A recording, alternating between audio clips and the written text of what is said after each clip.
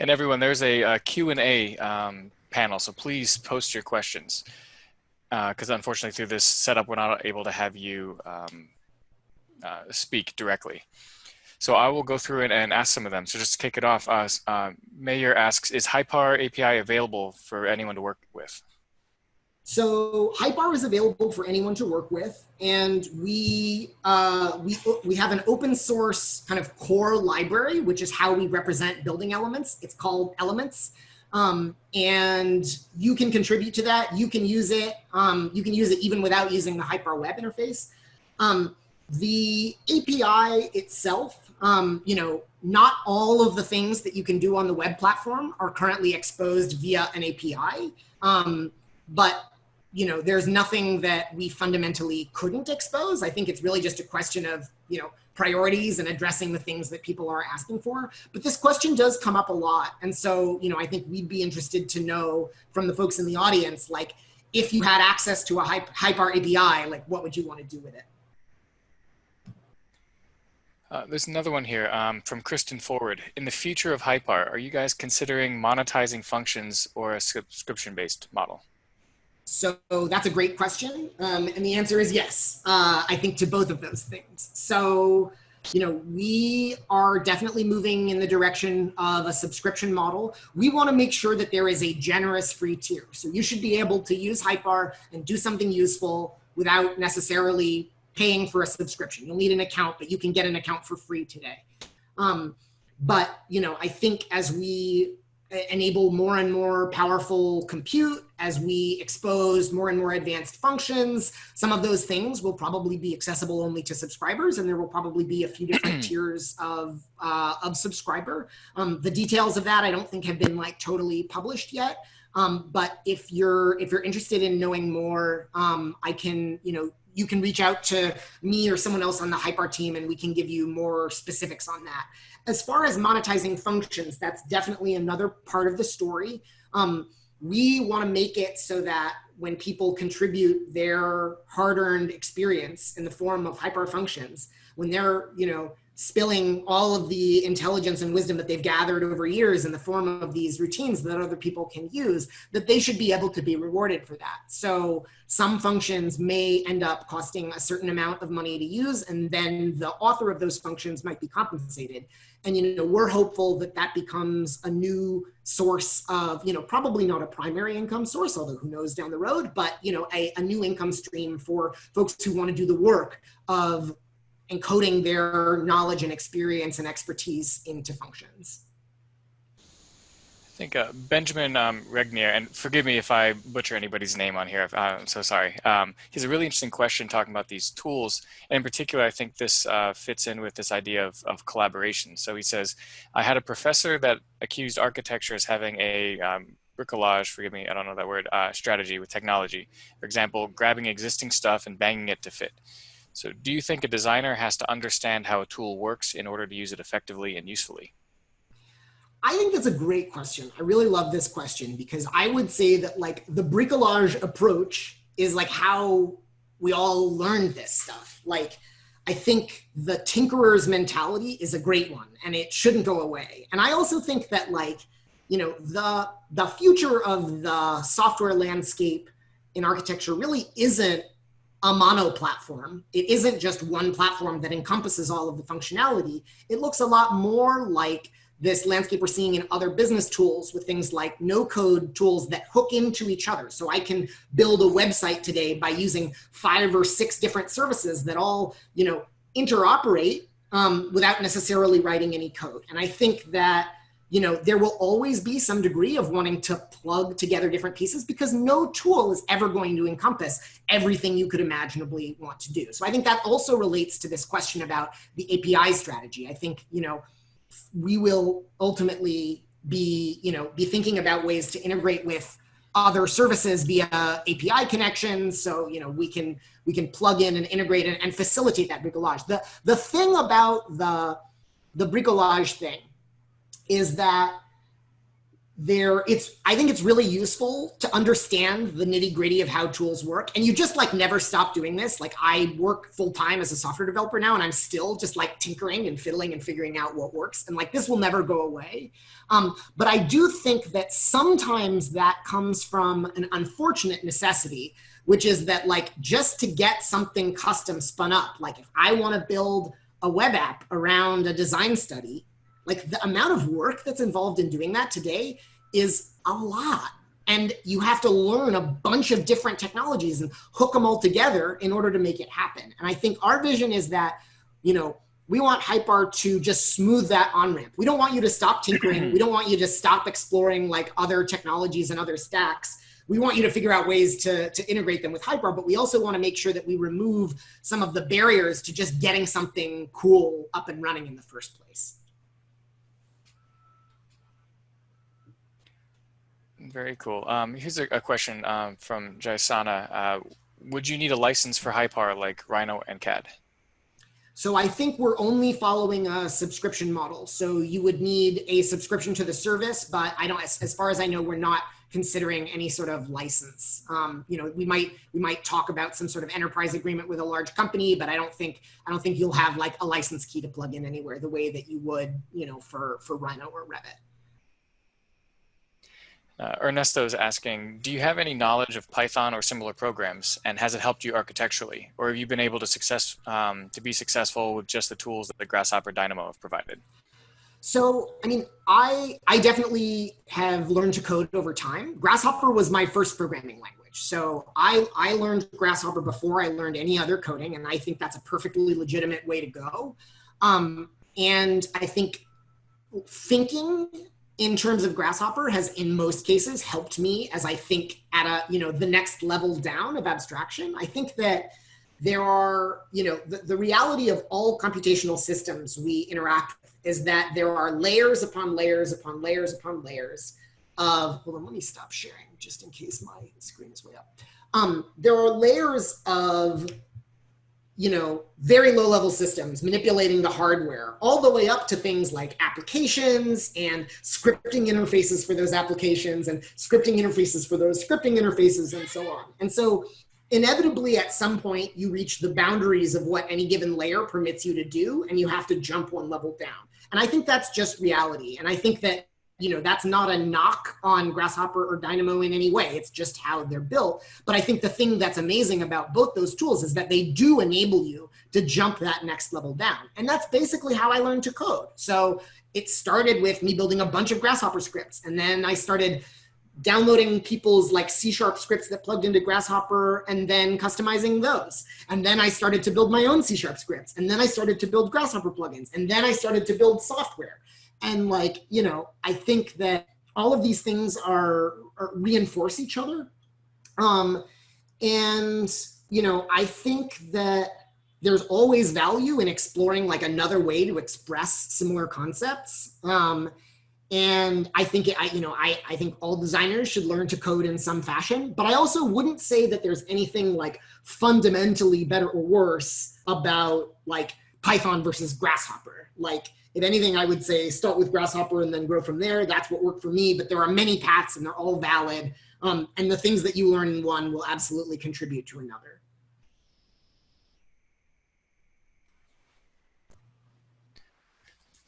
Very cool. We have a question here asking to elaborate. He says, Ernesto says, I appreciate the emphasis on using and understanding generative design as a mechanism tool, with the architect still having to use common sense and design knowledge to evaluate how good the options are. I think a lot of people in the industry learn more towards thinking generative design creates the best solution, but really that comes down to the designer / architect. So can you elaborate a little bit more on your thoughts on generative design? Totally. I mean, again, I don't want to knock generative design. I think it is an extraordinarily powerful thing. Hypar enables it in its own way. Like it's super cool. But I think that what I see is the same thing you're describing, which is that it occasionally gets misused or misinterpreted in the industry and afforded more intelligence than it has. I think architects will often assume that it's more artificially intelligent than it actually is. And so, yes, ultimately the responsibility lies on the designer. Like, you know, you're the one operating the tools. You're the one who needs to decide whether it's good enough. And I think I try to shake people out of the mental habit of thinking that the tool is doing any designing. But I think that, you know, the question for me is really one of the tightness of the coupling. When I'll explain what I mean by that. In that diagram, the sort of circular diagram, this sort of core concept of generative design is that you generate stuff and then you evaluate its possibilities. And the thing that I think gets people into trouble is coupling those things too tightly and just assuming that they're done at the end. I'm just going to let it pick the one that scored the best on these options. There are lots of ways, though, to intervene in that process, whether it's in the middle. There are some tools for Grasshopper that allow you to sort of like step through the evolutionary algorithm that it's using to pair these things and pick your favorite options. I think you can also just take the responsibility of evaluating the options along other axes at the end. Because that's the thing, is that you're never, ever going to capture everything that matters in an evaluative algorithm. Like it, or even if you could, it wouldn't necessarily be worth the work. Like some things you can just tell by looking, and it probably doesn't. And I really have a lot of belief and faith in the power of that sort of like designerly intuition. And that's not to say that we can't do a lot better by also evaluating the things we can measure and using that to spur and improve our own intuition. But I just think at the end of the day, there's a sort of cost-benefit analysis to be done on, do I just figure out whether it's good using my own common sense, or do I try to encode everything that I know about why something is good into an algorithm in order for it to figure out whether or not it's good? At a certain point, it's just not worth it. And maybe the calculus on that changes over time as it becomes easier to encode the things that we care about.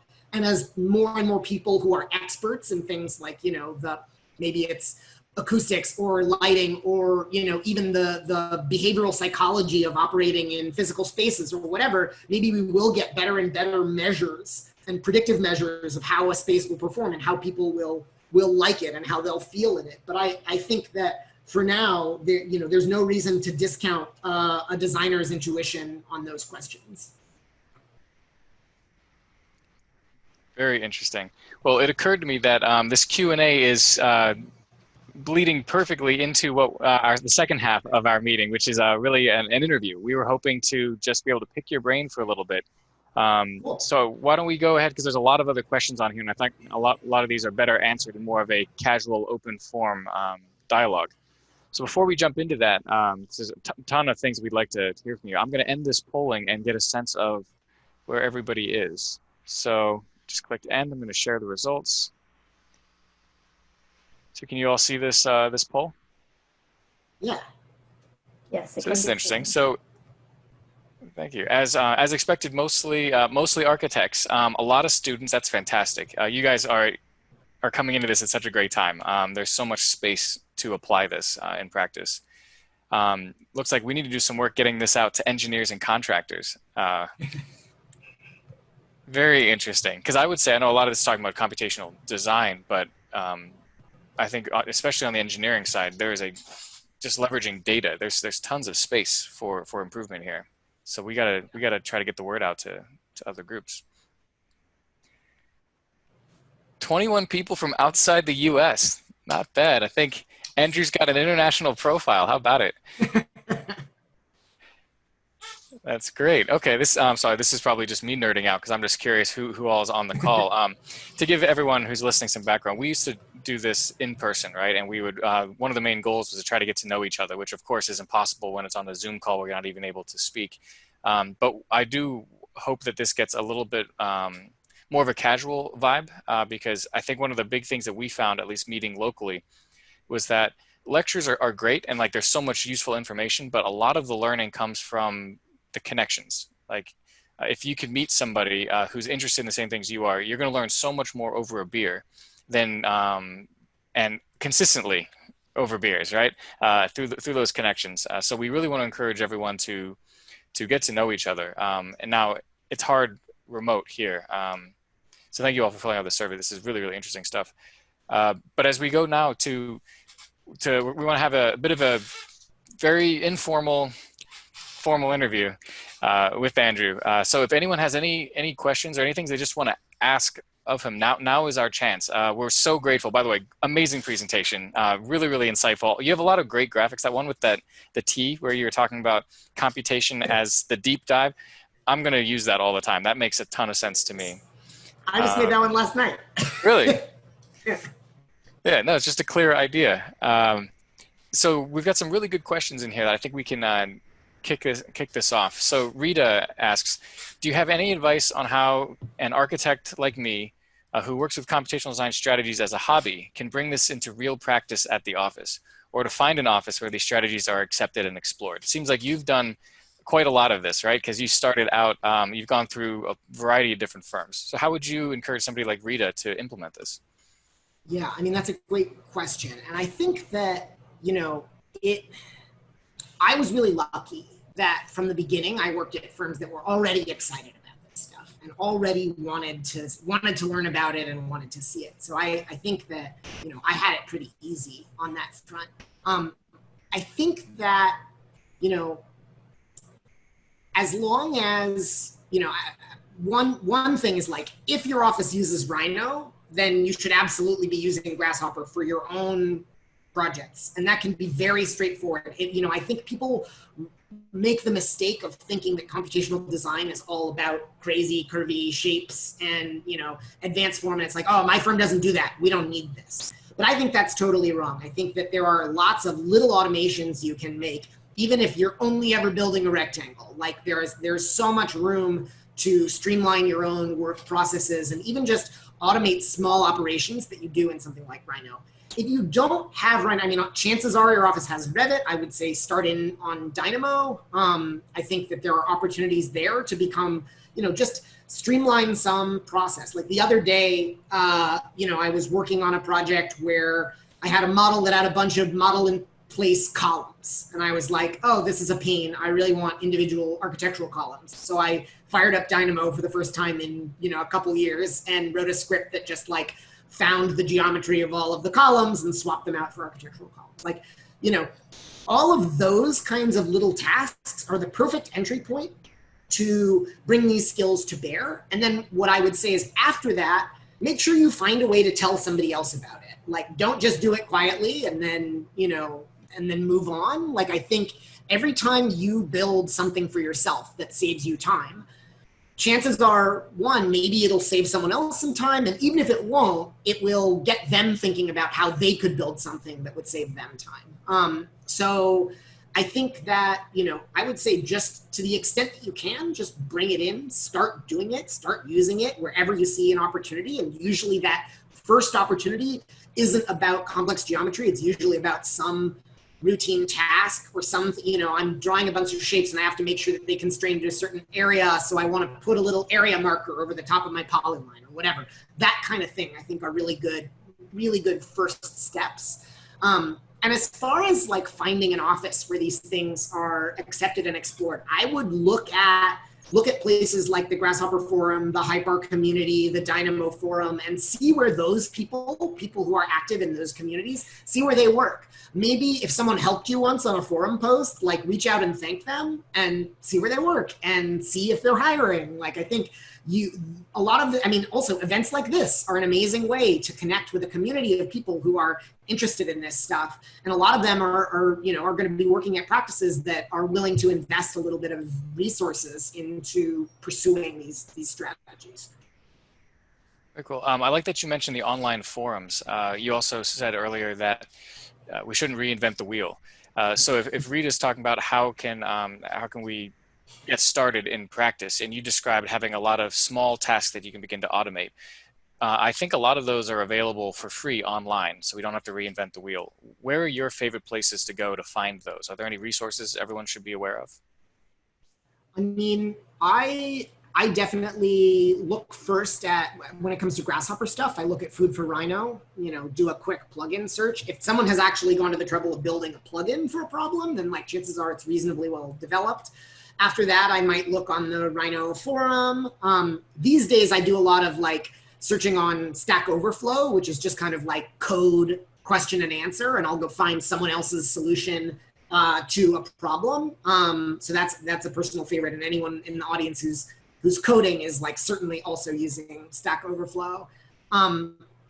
And, you know, I think those are probably the big ones for me. You know, at the Google's great if there's a particular, I'm like, has anyone implemented a traveling salesman algorithm in Grasshopper? I'll go Google it and I'll go see what I can find, which is maybe not a particularly interesting answer, but that's the truth. So something I'm struck by is how there's so many ideas floating out there on the forums, and how do you stay connected to that community out there? Because I think maybe some of the people on this call, especially some of the students, might not be aware that there is such a vibrant community. How do you stay engaged? I mean, one of my favorite things is every morning, I don't know, my boss might be listening. Every morning, like kind of as I'm warming up for work, I'll go check out the discourse forum and I'll see if people have questions. And if there's one that I have a good answer for, I'll like code up an answer. I find that that's also a really good way to just kind of like just observing what's going on and keeping the pulse of what people are working on. So like, you know, contributing and answering other people's questions is something that I've done for as long as I've been using Grasshopper, and it really is a community that gives back. And so, you know, I always feel like it's worth my time to answer other people's questions. And sometimes I even discover if I go Googling some problem that I've already solved it once and I've already answered my own question, which is also always a fun surprise. But yeah, I mean, I think, you know, with Hypar, we recognize that the community is going to be a huge component of our success. Like, it's going to be really critical to build a community of people who feel empowered and encouraged to put their logic onto Hypar so that other people can use it. And so I also spend a ton of time on that Discord. And if people come to me with questions or want to get over a roadblock of trying to figure out how to contribute something, I love helping to solve problems like that and getting people, because it tells me that we're onto something, that people are actually like putting in the work to try to use it. And two, every problem that somebody has trying to get something working is like our failure. Like every time somebody runs into trouble and can't figure it out on their own, that's an opportunity for us to improve that experience and to make it easier for people to figure out how to solve that problem next time. Very cool. Just thought you worked in different firm types that have different sizes of computational teams. WeWork, NBBJ, Hypar. But how does collaboration change once the computational team scales up? Yeah, I mean, I do think that it requires a degree of discipline to sort of agree on a couple standards and say, look, we're all going to put our Grasshopper scripts in this place on the server. That's like the baseline. And then, you know, maybe it's about establishing a set of common plugins and a common like machine setup so that you know that everybody is going to have the same stuff and be able to open the thing that you've set up. I mean, I almost hate talking about this because it pains me that this is like still what you have to do. It's like so annoying. But I think that, you know, with larger teams, you know, it really is all about communication. Slack wasn't really a thing until like later on in my time at like NBBJ. It had like just started around the time at least I became aware of it when I was sort of about to leave NBBJ and join Woods Bagot. And that also, I think, went a really long way to encouraging kind of like team communication, especially because these teams are often distributed. Being able to have a common home to talk about like, you know, hey, how did you get around the installer problem for this thing or whatever? I think like having a place where these conversations can happen is really important. But at the end of the day, you know, I think if you want to get really advanced, I think you have to start looking to software development practices. And so that means things like source control, which unfortunately with like something like Git, which unfortunately doesn't work super well with Grasshopper scripts, but you can still use it. And it also means even practices like code reviews, which, I've started doing now that I work on a software development team, and they're amazingly, amazingly educational. And it's not something I ever practiced with Grasshopper scripts, but in retrospect, I wish I had. It's an opportunity to sit down with somebody else and say, hey, all right, I just made these changes. I just developed this thing. Look at it and tell me, is it okay? Do you have any feedback? Do you have any ideas? Like, it literally can be as simple as that. And the minute you do that, two things happen. One is that somebody's going to catch an error you didn't know that you made, or you left a comment in there that you didn't mean to, or whatever. But I think more importantly, it means that two people have seen and understand how this thing works. And that means that, if you get hit by a bus or you go quit or whatever, there isn't this lengthy, horrendous handoff process involved, which I've gone through several times and through my various transitions. It's like, okay, I'm going to sit you down and walk you through this 500 component Grasshopper script. Whereas if everybody is always involved in looking at each other's code, I think it even sort of organically produces an environment where people gravitate towards more consistent practices, because oh, I'm going to use the way that he did that thing that I saw him do because I think that's better than the way that I've been doing it.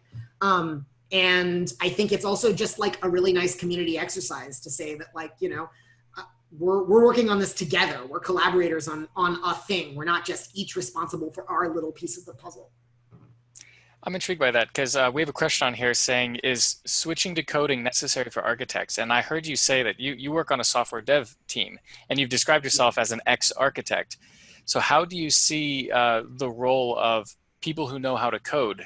Should it be specialists who are coders in their own world? Should every architect learn to code? What are your thoughts on that? I think at various times in my life, I've probably given contradictory answers to this question. I think everybody can benefit by a base level of competency with code. I also know that, practically speaking, not everybody is going to invest the time or resources that are necessary. And some people find it really difficult. And I tend to think, a lot of people say, oh, I just don't have the brain for that, or, oh, I don't think like that. I don't think that's real. I think that anybody can learn this stuff. It is really just a question of investing a little bit of time and energy. And unfortunately, sometimes a lot of time and energy, even to get something where you feel like you're doing things that are useful. One of the things that's amazing about Grasshopper is you don't have to learn too much in order to start applying it to your own work. So, I don't think that coding and Grasshopper are different. I think Grasshopper is a form of coding. And so if you're learning that, you're on the right track. I think, you will always benefit by learning more about whatever the thing is. So, if that's more Grasshopper, great. If that's diving into C# or Python, that's great. You kind of can't go wrong. You will learn more stuff. But the key thing is to try to aim the stuff that you're going to learn at stuff that you can put to work immediately. Because it's one thing to go watch a video tutorial and mimic the picks and clicks and learn how to do this thing on this software platform. But if you don't use that right away, if that isn't immediately useful to you in your practice or something that you're going to apply to something that you're doing, you'll forget it. It won't become internalized knowledge. And if you do have to use it for work, it's going to force you to solve additional problems that maybe weren't covered in the tutorial you took, or maybe go beyond what you already know. And that's how learning becomes this sort of snowball effect. If you just start trying to use it to do stuff, there's really no better way to learn than trying to solve the real problems that you face, because then you're forced to figure it out. And that's certainly how I've learned all of this stuff. I mean, I've also taken classes and stuff too, but I think in general, the primary driver of, me learning to code, even up to the level that I can now do it as a full-time job, has really just been, I'm just trying to solve my problems day in and day out, and I learn a little bit more each step of the way until I can do more and more stuff. So here's something I'm stuck on. You described the process of upskilling on projects in real time while you're working. And that setup is essentially going to be a, maybe not you, but a beginner as you learn, kind of learning on the job. Babak, also a past Code D presenter. It's good to have you on here, Babak. He says, do you think it makes sense for architecture firms to invest in developing design tools Or is it better to leave it to software development companies? Essentially, should we learn on the job as beginners to get better, or do we just outsource it to experts? Yes. No, I think both of those things are valid and valuable. I do think that like the fragility, like a lot of the things that I addressed in the presentation really do have to do with sort of like the fragility of the self-directed tool. And that will be true whether you're, just learning Python or whether you're starting with Grasshopper, or if you're not an experienced coder and you're trying to, build a tool. It becomes hard to make it robust so it doesn't fail all the time, to share it, to make it available for other people. Oh, yeah, go ahead. I was going to say that ties in pretty well. Nathan Sharnas asked, can you describe some of your best practices for scripting in Grasshopper to make the script easy to share with other people and have them be able to use it with little knowledge about how the script was built? So how do you avoid some of those problems? So, yeah, I think I've seen many variations of this. I think the number one rule is like annotate and group, like try to leave comments that describe what the heck is going on, because those are easier to parse than trying to read the graph. And create functional groups. I think whether you decide to in Grasshopper cluster those or make a custom node in Dynamo or whatever, that's actually kind of irrelevant, but you should always think about each piece of your script as being responsible for one thing, and knowing what the inputs are and knowing what the outputs are. And I think the input should be on the left and the output should be on the right. That's key. And you can go, way beyond that. I think big labels so that it's easy to navigate from zoomed out or whatever. But I really think that just focusing on comments or annotation and encapsulation, black boxing, making stuff, this part is responsible for this thing and it has these inputs and these outputs, that'll take you a long way. Do you often create your own clusters and nest your clusters, or do you just write everything in a huge giant canvas? I do a little of both. I mostly cluster for reuse purposes. If I'm going to use the same logic in two places, or if I want to save it for later, I'll cluster it.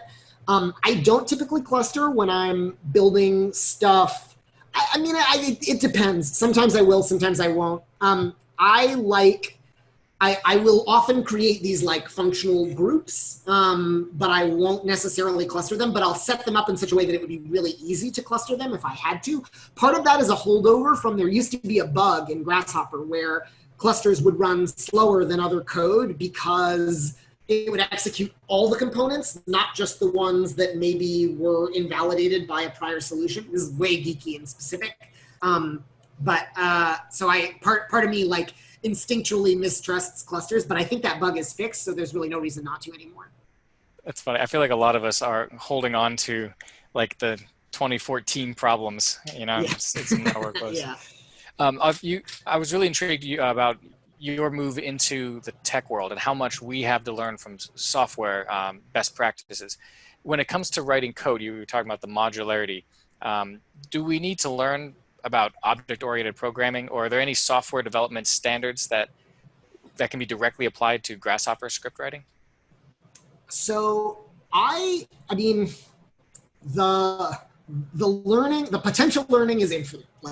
You could spend the rest of your life studying computer science and find ways to bring it into Grasshopper in some fashion. So the basic answer is yes, you can absolutely learn from those things. As far as specific practices that I think are useful, if you're gonna start building any plugins, then yes, you should definitely have an understanding of object-oriented programming. Grasshopper is fundamentally not object-oriented, even though it's written in an object-oriented style. And just to give an example for those who maybe are not as familiar, if I have some facade panels, let's say, and each of those has some properties, it has a color and it has a size and a panel name, whatever. If I want to say grab just the ones on the south face, then I've got to write a thing that figures out whether it's on the south face, and then I've got to dispatch or filter all of those lists. Like I've got to filter out the panel geometry, and then I've got to filter out the panel colors, and then I've got to filter out the panel types. If you work in a more object-oriented fashion, that would all just be encoded in a single object. And then when you pass it around, if you needed to like filter it out or sort it or do other kinds of, data structure manipulation, you would just be dealing with one thing. And so I actually do like to do that in Grasshopper. And the way that I do that is with another one of my plugins called JSON, which allows you to create what are called JSON objects, which stands for JavaScript Object Notation. It basically like turns all of your stuff into text and then makes it easy to like get properties back out of that text later on. But the thing that's nice about it in a Grasshopper context is that there are really only two components you care about. There's an in and then there's an out. And you can add as many properties to the in as you want, which are like the panel geometry, the panel name, the panel type, whatever. And then it condenses that into a single object. You can pass it around, do stuff with that object, and then at the end, you can decompose it and grab those properties back out at the moment that you need those colors or those properties or whatever. So I do think that like Grasshopper is not good for object-oriented work, but it can be forced to be if you use the right tools. And I actually do, the more that I use Grasshopper, the more that I actually do that. This is amazing. I actually wasn't aware of that plugin because it sounds like JSwan, also great name, good animal. It seems to replace the need for the careful alignment of lists and data structures, which seems to be what trips most people up. Yes. I mean, data trees, I could talk for a long time, and I have talked for a long time about data trees. If you are feeling, sorry, I'm going to do another piece of self-promotion, which is that if you feel befuddled by Grasshopper data trees, I just released a 20-minute video on YouTube that sort of clarifies my mental model of data trees, and maybe you'll find it helpful. And the reason for that is that data trees really does trip people up. I happen to think it's really powerful. My colleagues at Hypar are often more skeptical as to whether it's just totally insane or actually has some value. But the thing that I think is magic about data trees when they're used properly is that it allows you to not have to think about loops and control flow. You just kind of like, it just does the right thing. It applies this thing to all of these other things when it works well. But the problem is then you have to build a pretty sophisticated mental model of how that mapping and matching happens, and beginners inevitably get tripped up. It's just a complex and alien concept. So I do think that sometimes you can operate with less complex like lists and trees if you pass around objects rather than passing around like separate lists of stuff. And I've actually seen that that video. I strongly recommend it to everyone watching. And I use data trees all the time, and I learned a lot because it's almost like in your mind, it's your take on data trees, and it's very powerful. Actually, Nicola, would you mind trying to find that link and copying and pasting it into the chat window so others can find it? Appreciate that. Yep. And along those same lines, talking about resources or ways to learn here, anonymous attendee asks, do you have some suggested tutorials on how to get started with Git or C# or making Grasshopper plugins? Not off the top of my head, unfortunately. I'm sure that they're out there. I'm sure that there are a lot of good ones, but I don't have any particular ones off the top of my head that I recommend. Also, what's the Discord server domain? You mentioned before that you go on the Discord. Yeah, I don't know. It has some funny string. If you go to hypar.io and you scroll all the way to the bottom, we have all of our social links there, and one of those is Discord. So we can post it in the chat if we want. Let me just do that here. And I see Michael writes in the chat here that Performance Network has really good C# course, and it's free. And specifically designed to teach you how to make Grasshopper plugins. So for anyone who's not aware of Performance Network, that is a good recommendation. And I think I even maybe did a video on C# plugin development on Performance Network now that I think about it. That's funny. So yeah, everyone check out that. I would also give a shout out if people are looking for resources. There's a ton of online learning, right? Whether it's Coursera, Udacity. There's a lot of YouTube stuff. ModeLab has some fantastic online tutorials. And actually, Code D is trying to put together its own. We are weeks away from releasing an intermediate Grasshopper tutorial. And I don't know Nice. what you've seen, but there's a lot of really good intro tutorials. So LinkedIn Learning has one. There's a YouTube series. But what we're finding is, especially when it comes to data trees, people get tripped up, and it takes a lot of studying to get to a spot where you can really be effective on projects, more than just like a simple automation task. And so we're trying to develop a course that takes people through a fun design example so it's relevant, but specifically focused on data trees, which is actually why I was watching your data tree example, because it's a fantastic overview of it. So we'll be posting that for everyone on here. Keep your eyes out for that. What were we saying? Performance Network is really good. I'm a big fan of the sample file websites. I think Landscape Forms has really good examples that walk you through like attractor points, attractor curves, all the way up to incredibly advanced, like fractorial, generative, crazy examples. So if anyone's interested, that's a great one. And I would strongly encourage people to consider night school, like online learning. It's not the night school that I thought I'd have to do, right? There's so much amazing knowledge. If you're not looking for a credential, like you don't need a master's degree or a doctorate or anything, there's a lot of stuff you can get that if you want to take the dive, you want to invest in this. Udacity, I mentioned, is great. And I'm curious if anyone else on the call here knows of some good courses, especially if you're trying to get into programming. There's a ton of free Python courses out there. And machine learning, data science. Some of this is more than a 4-hour or 1-hour investment. But it's cheaper and easier and more flexible than it ever has been. So strongly encourage everybody to do that. Totally. Someone's saying also that developer.rhino3d.com has some C# Rhino tutorials. Oh, nice. Cool. Yeah. I feel like, I mean, it's the Oh internet, yeah, right? these are longs. Long is amazing. Those are really good ones to follow. Very cool. So shifting from the topic of content that's out there, I want to just, because we have you here, which is fantastic. I want to pick your brain. This is a real broad question, but what does the future of the AEC industry look to you? What do you see coming? That is a broad question. I mean, so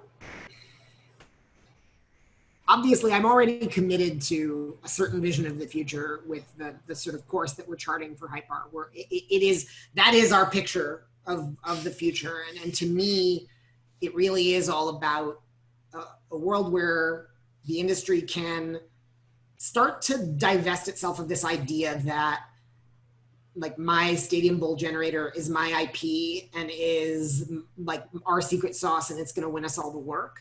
Because the fact is that like everybody's building this stuff. And maybe there was a time where that's true, but like architecture firms don't really have IP. Like, I'm sorry, it really is more of a service question. And like, no matter how much you build or whatever you do, like there isn't going to be that much that like, is going to be the thing that wins you that job. It really is, it's more about the relationships you cultivate. It's more about marketing. So I would love to see people start sharing code more. I think that there is a ton of amazing work that's going on at these firms. It's just that, the world's best like Revit level organizing plugin that somebody built at a firm, like isn't going to be the difference between that firm winning or losing work. So I think it would be great if that stuff were shared more freely. I mean, there's already a lot of it that is, but I just think that like a universe of kind of like, just enabling those things to be shared in a way that it's easy to use them and integrate them into each other. Because that's the thing, is that like right now there's just a bunch of these little isolated things, and getting them to talk to each other is going to be a lot of work, and often so much work that it's not worth it. And that's the friction that we aim to alleviate. So, I mean, other aspects of this, I think, I really don't know what the future looks like. I really don't know even whether the industry will, kind of take the next great leap to, more sophisticated technological approaches. And I think that if anything, if I had to gamble, I would say that like, it's actually a lot of the less like high-end firms and the ones that are not, the Starchitects or the Black Capes that are going to realize that like, this is a way for them to save money and survive in the world, and that they can actually like, maybe they never had a Grasshopper team, but maybe they can jump straight to something like Hypar and start leveraging automation for their own projects. Obviously, that's our hope. I think that, you know, we want to make it easier to take advantage of the benefits of these techniques, because we all believe in them and they're all amazing, and they ultimately result in better buildings and better spaces and better cities. But I think right now they still remain, it's still a niche thing, and I would love to see it get better traction and adoption. I mean, but we know how long these things take. I mean, even Revit adoption has been like really, really slow. So that wasn't a very good answer to your question, but my crystal ball is a little foggy at the moment. Well, no, I mean, perfect. We just want to hear your perspective on things.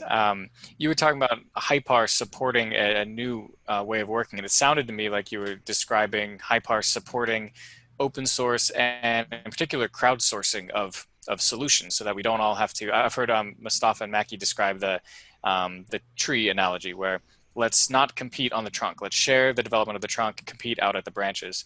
Do you think that the AEC industry can thrive on open source? Are we ready for it?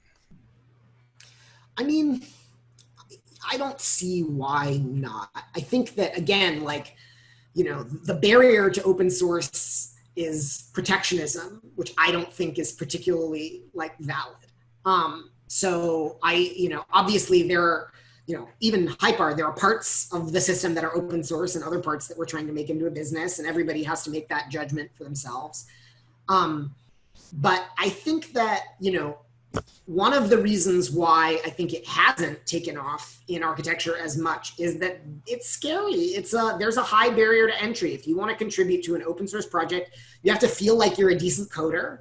You have to understand Git. You have to, like, you know how to pull a project. You know how to do a pull request and all that stuff.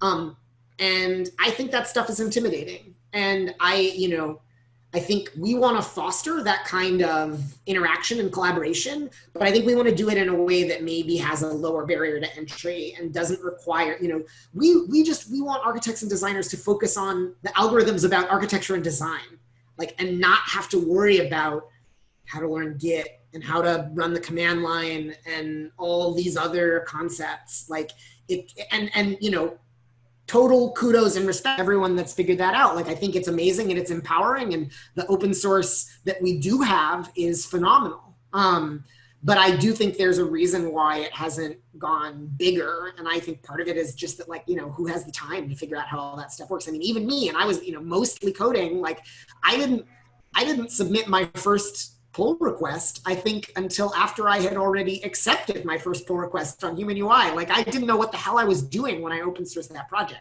That's the one other thing. So I'm rambling, but the one other thing I'll say is that, like, you should get over the fear of doing something wrong. And just, like, if you feel like you kind of could do it, but are a little shaky, just get over that. And, like, you'll figure it out as you go along. And people are very understanding that and appreciative that you're, you know, trying to contribute to something. And there are also lots of things you can do on open source projects that don't involve writing code, things like maintenance or documentation or other things. So if that interests you, like, don't hold back, like, just get into it.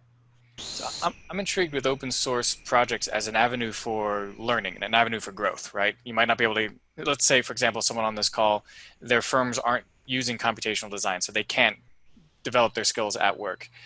Something that you do that I'm fascinated by is your generative art, because it seems to me like that's just an excuse to get better. How did you get into the generative art, and how can others follow your lead there? Yeah, I mean, I've actually been doing generative art since longer than I've been using Grasshopper, believe it or not. I used to, my sort of proto Grasshopper, my previous software love before I got into Grasshopper was Photoshop. And you might say, generative art in Photoshop? What's he talking about? But the thing that I always liked to do in Grasshopper, or in Photoshop, I mean, was figure out ways to get it to produce something from nothing, by, like, repeatedly running a filter, or, like, repeatedly doing some transform operation, or, you know, there would still be a lot of manual manipulation, but I was always trying to, like, get some sequence of operations, some macro or whatever, to like generate something new that I hadn't intended, which is fundamentally a generative process. And so I used to do things like I would take like a photo of garbage and then I would like, run it through all these different filters and stuff and see if I could produce something that was beautiful at the end of the day. So, when I started to learn to code in Grasshopper, immediately I just started using it to make forms. And actually a lot of my early generative artwork is sort of like 30% Grasshopper and 70% Photoshop. But that ratio always changed. And over time, I got better and better at using the the Rhino viewport and just like captures or whatever, or renders or whatever else to create sort of finished pieces from Grasshopper. And the sort of latest evolution in that is that I've been using this machine called an ACADIA, which is like a CNC pen plotter. And I'll create a drawing with Grasshopper and I'll feed it to this machine and the machine actually like draws it with pen. So it's sort of like a faithful or direct representation of the outcome of a script. So I don't exactly remember what the original question was, but that's just my to answer. talk about the generative design, and I guess how can people get into it? Something I'm curious about, because right. it seems impossible. It literally looks impossible. But like, how can a normal person? Are there certain components in Grasshopper that allow you to do this? Recursive techniques? Do you use Kangaroo? How do you do it? It's all the same stuff. It's all the same basic stuff. Like, it's just lines and offsets and intersections and all that stuff. I mean, I would say that like looking at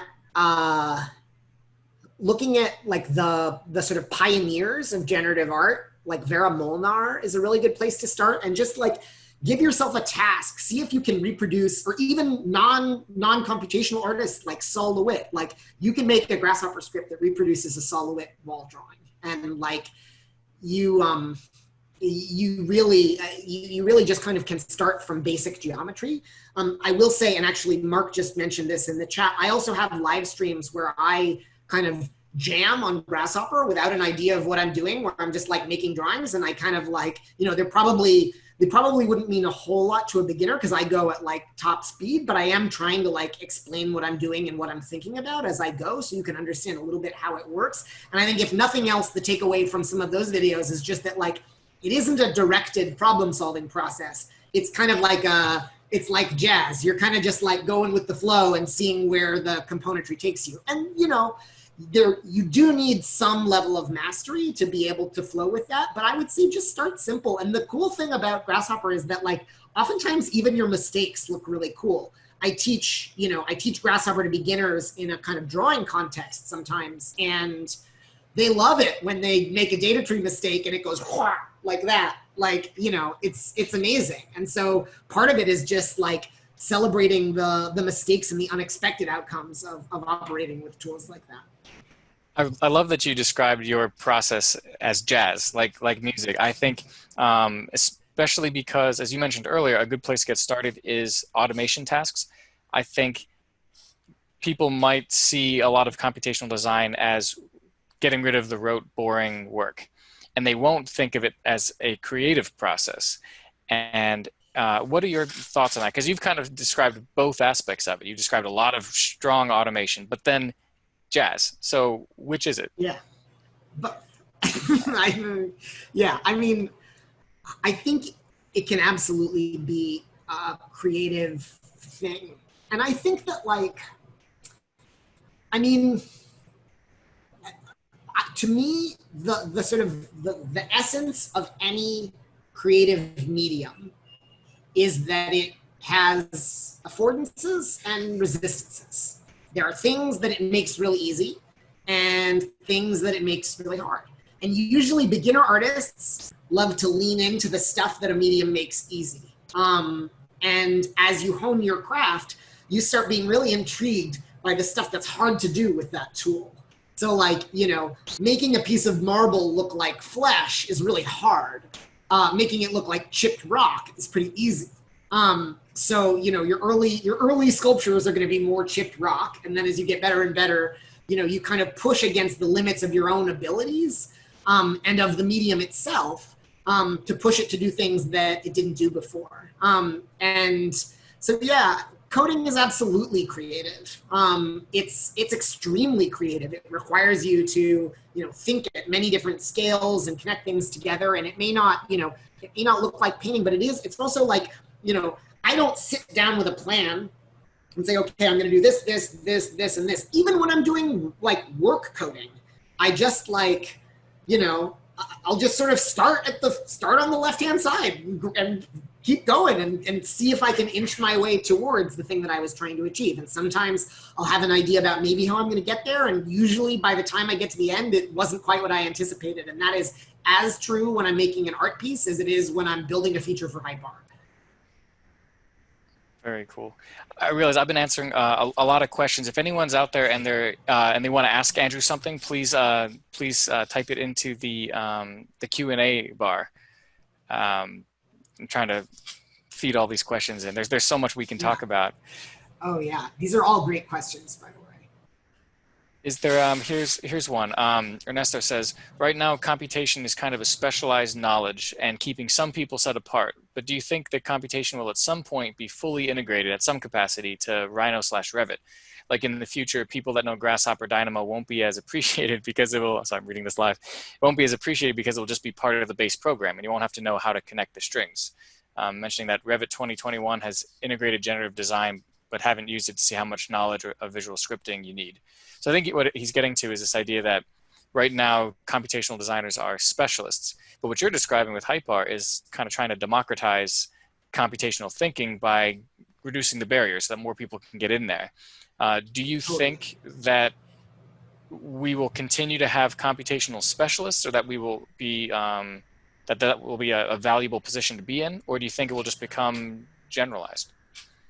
I mean, I think that the history of technological evolution answers this one for us pretty easily, which is that, yes, there will always be specialists who are on the cutting edge, but the thing that a specialist could do 10 years ago, 20 years ago, 30 years ago, becomes just commonplace. I mean, kids are doing stuff with, with Roblox or with, I don't know what the kids are doing these days. With all of these like games and software programs that actually have like very computational logic embedded in them. And it's just natural to them. It's native. I mean, I think that, we walk around with computers all the time and we'll just, 20 years ago, there were lots of full-grown adults who like could not operate a VCR. And that's partly the fault of a VCR, but it's also just that like people aren't interacting with that stuff regularly. And I do think that like all of this saturation of technology in our lives makes this trajectory inevitable. I really think that, yes, there will always be the cutting edge folks who are doing the most amazing, most sophisticated, craziest work. But the things that we consider the domain of specialists today will become the domain of just anybody doing this work. It'll just be built into how we work. I mean, how long ago was it that modeling something in 3D was like a highly specialized component of practice where everybody else was working with like, manual drawing and CAD or whatever? That trajectory just continues. And I think it will continue in this way of embedding more intelligence and embedding more automation, but also affording more power and more ability to kind of like operate at various levels of abstraction when it's appropriate. Fascinating. I'm noticing we're having some people drop off because we're nearing 8 o'clock. I wanted to make sure that I gave you, Andrew, some time to speak to us. So one, we're so grateful that you would join us here and just have this conversation, especially for the Detroit area, people from all over. We don't get the chance to hear people like you talk all the time. So especially for whether it's a student on the call or somebody who's looking to implement this in their firms, you have done it in various places. What advice do you have for us who are trying to start from the beginning? Yeah, I mean, I think it's a lot of things that I've sort of already touched on in one way or another, which is just that like there's no substitute for just starting to do it. I know that sounds like a kind of stupid answer, but like there's really like you just have to start applying it. And first, start with one project. And I think earlier, and I didn't get to fully address it, you alluded to kind of like the fear and the risk of learning on the job. And like, do I have the permission to like try to do this thing that might fail on a real project? And, I think that's a real concern. I think that smart firms will cultivate a healthy sense of that being valuable. Like if your firm doesn't think it's valuable to them when you spend some time, maybe even a little extra time learning how to do a task better instead of just doing the task, then maybe not the best firm. Like I really think that like that mentality is key to ensuring success. But even if you only maintain that privately, I mean, I hope you don't have to go furtively grasshopper in a corner and not tell anybody, but for some people that's reality. But I think, one way or another, find a way to apply this stuff to real problems that you have. Just start looking for opportunities. And the thing is, like, don't bite off more than you can chew. Don't, write a BIM application from scratch when all you had to do was like draw 4 lines. But find an appropriate thing. Find a thing that looks just like that tutorial you did. And then figure out how you apply the script that you already built to that thing. And then just, you will know your limits and your comfort level, and you'll just grow from there. I mean, starting from scratch, I also think that like, I've really benefited from like just taking personal pleasure in learning. And like, I spend a lot of my weekends and spare time, like watching tutorials and, just figuring out new stuff. I find that really enjoyable. Maybe not everybody wants to spend their weekends that way, which is fine. I respect that completely. But I do think that like giving yourself permission to like spend a little time learning. And frankly, as far as I care, you can do it on your company's dime and not tell anyone. And that's fine with me. Don't get caught and don't tell them I told you. Well, this is being recorded, so we have it on record. It's 7:55. Andrew, we could keep going on, I think, all night. And I apologize to anyone whose questions we didn't get to. There's so many on here. But thank you again for joining us. This has been really fantastic. There's so much good stuff out here. For everyone on the call, this will be posted to our YouTube channel. If you Google AIA Detroit, there's a playlist called Code D. This will be up there. Please share this with anyone who you think should have joined. We're trying to get the word out. We're trying to get these ideas into people's hands so that we can all grow together. So please share those links when you see them. And I also want to do one final shout out that if you want to be a part of this conversation, if you want to stay engaged, please join our planning committee. Somebody asked, do I have to be from Detroit? I would say, please just join. We're trying to have a conversation. And I think this is something that every city is struggling with. So please email us. Please join the planning committee. We're looking forward to changing the industry. So good luck, everybody, in your own things. And once again, Andrew, thank you so much for joining us. We all learned so much. So really, it's been a pleasure. Yeah, thank you so much for having me. Thank you to everyone who attended. Thanks for all the really thoughtful questions. And yeah, if you have more burning questions, I'm pretty easy to find on the internet. So. Well, one thing that we can actually do is we can download the questions that have been submitted and send them to you when you have time. We can get your answers and publish them at a later date. Yeah, that sounds great. That'd be wonderful. And thank you, Lauren, for setting this up and allowing this all to happen. So really appreciate it. All right. Well, thank you, everyone around the world, for sticking with us. Had almost 70 people at the end of the hour. That's awesome. Amazing. All right. Take care, everyone. And thanks for joining Code D. We'll have another quarterly meeting, so keep a lookout for our emails. Awesome.